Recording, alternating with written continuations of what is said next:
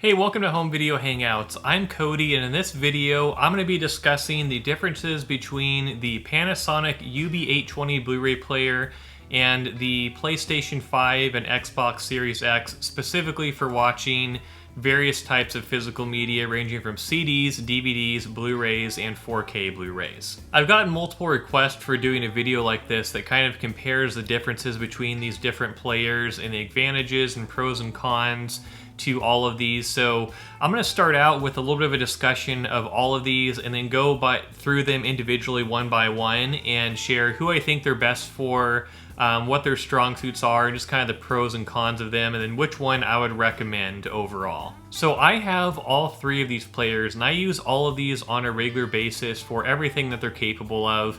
And what I would say first of all here is all three of these have slightly different price points, and they all have pros and cons, but just to kind of save you some time before we go into a lot of details here, if you want the best possible movie viewing experience, you're going to want to have some kind of dedicated Blu-ray player, and the Panasonic UB820 is the one that I use and recommend, and I'll have it linked in the description down below if you want to pick one up for yourself, as well as I'll have links to the Xbox and the PlayStation 2. But with the Xbox, you know, it has a couple specific benefits, and then the PlayStation is pretty good overall, but if you want the best possible experience for your movies, you're definitely going to want to get a standalone player like the UB820. But let's dive into the specifics now. So if your number one concern is saving money, I would either go with a standalone Blu-ray player that is not any of these, or I would go with one of the gaming consoles, and here's why.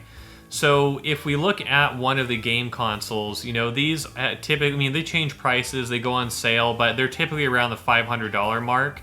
And I would say that the Panasonic UB820 can be around that much as well. But again, it all depends on what sales are going on and your region and everything.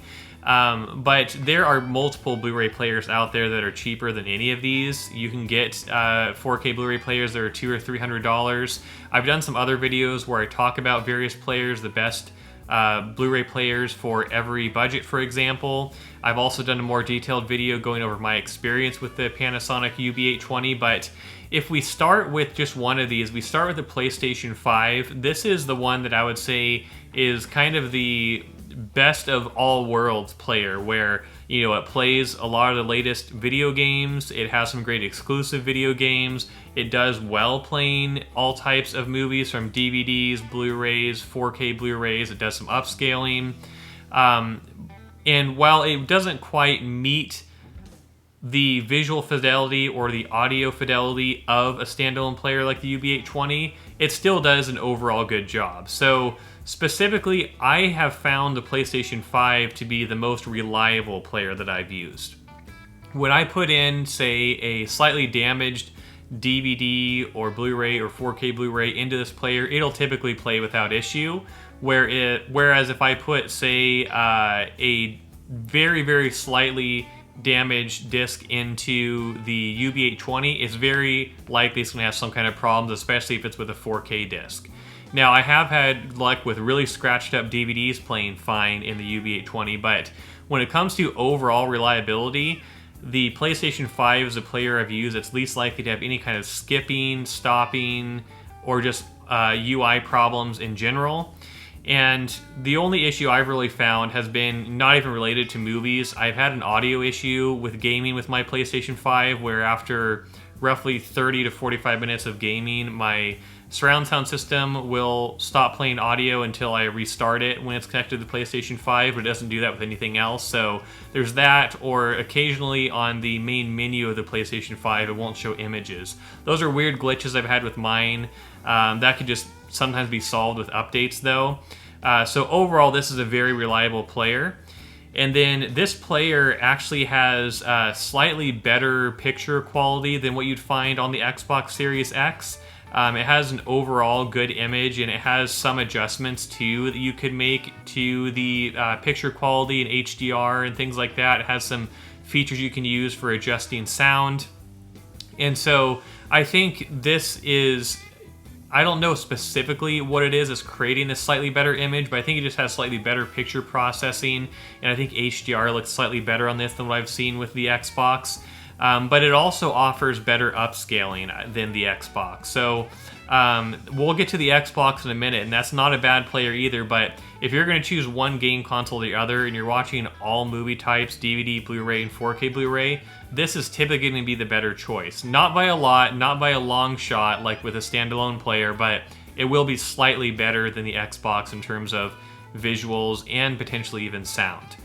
Now, the PlayStation 5 also has something where it can take HDR content and down convert it to standard dynamic range content, which allows 4K Blu-rays to look better on non-HDR displays. Now, this might not make any sense to why you would even want this, but there's different types of TVs that you could use your player with, if you're traveling or different things. And so in terms of a player that will do the best playing a 4K on any type of TV, whether it's 4K or HDR or not, the PlayStation will be best for that if that's something that's important to you. But now let's go back to the Xbox for a second and talk about a few specifics here. So with the Xbox supports Dolby Vision HDR, but only for streaming, not for disc playback. Now I've always thought this is very strange. I don't know why Microsoft made this decision. And it's great that we have Dolby Vision if you're using the Xbox for streaming services, but it's really weird that for 4K disc playback, there's not HDR, yet they do use HDR in some of their video games. So very weird how that works. I don't really understand it, but that's one thing to keep in mind with this player. As well as the Xbox does have an advantage where it will play CDs, which the PlayStation 5 does not. So if you're looking for a player that will play your audio CDs through your sound system, then the Xbox is the way to go in that regard.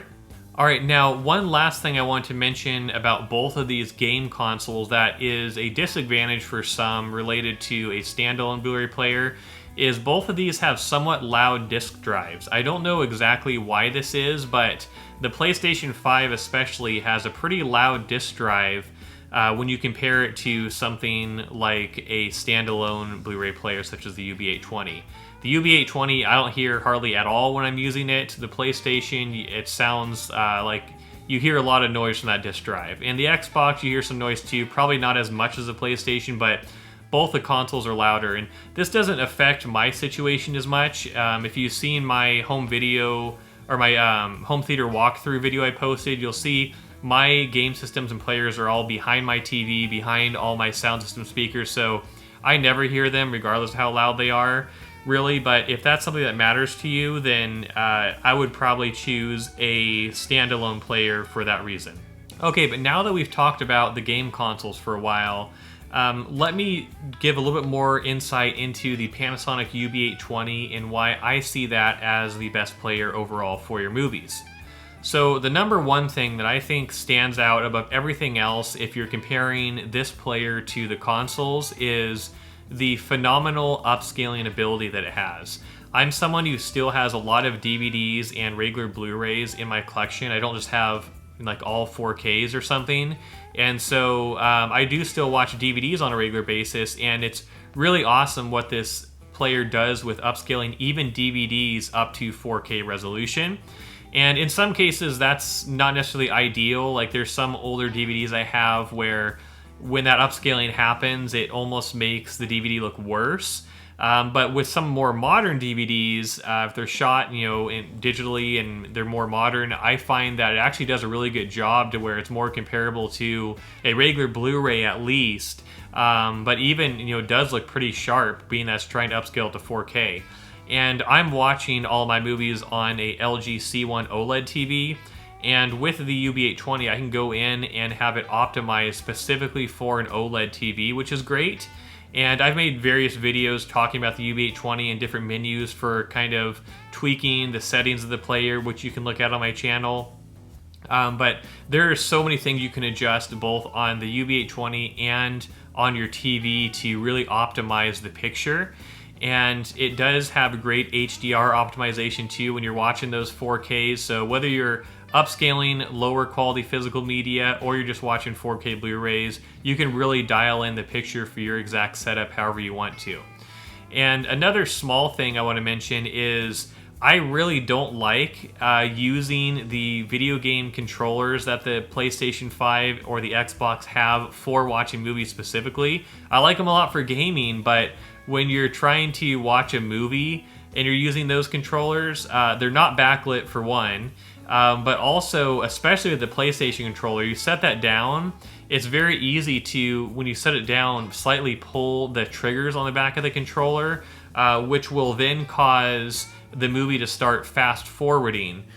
So when that happens, it's really frustrating to try to find your spot again. And I find just the button layout they have on both these controllers for doing things like pausing a movie or pulling up a menu for the movie, it's hard to kind of memorize. I think it's just a weird layout. I think I very much prefer a standard remote for watching movies. It's very simple to use.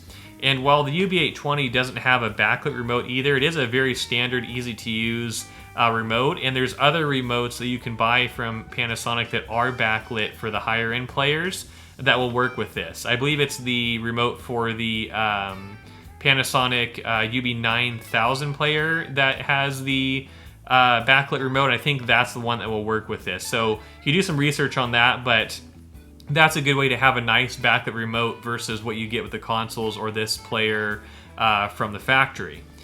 Now, in addition to that, this player, while I've had some issues with some of these, once you get a good one that works, it's very simple to use, and it's just phenomenal in terms of the quality that it offers, the little amount of sound from the disk drive, and just all the options you have for connecting your sound system to it.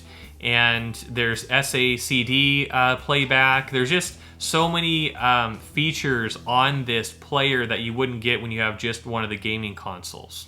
All right, but one of the obvious things here that you have to consider too is the value and whether you're into video gaming. So I personally have all of these because I have a use for all of them. There's some games I only play on PlayStation, some games I only play on the Xbox, and I use the UB820 for all my movies.